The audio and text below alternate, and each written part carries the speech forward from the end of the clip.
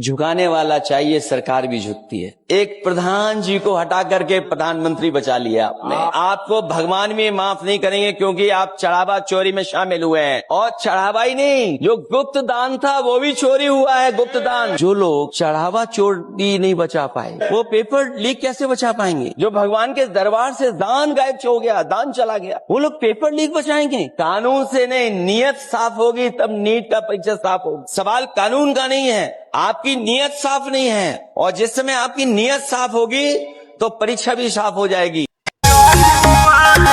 आपको दिल से सैल्यूट कर रहे हैं भैया अखिलेश यादव जी। आप जो भाषण कर देंगे, आपके जैसा भाषण ना कोई कर पाएगा। और एक बात हम गर्व से कह सकते हैं, यूपी में आपके जैसा नेता ना कोई पैदा लिया है और ना कभी ले पाएगा। जय अखिलेश, जय समाजवादी।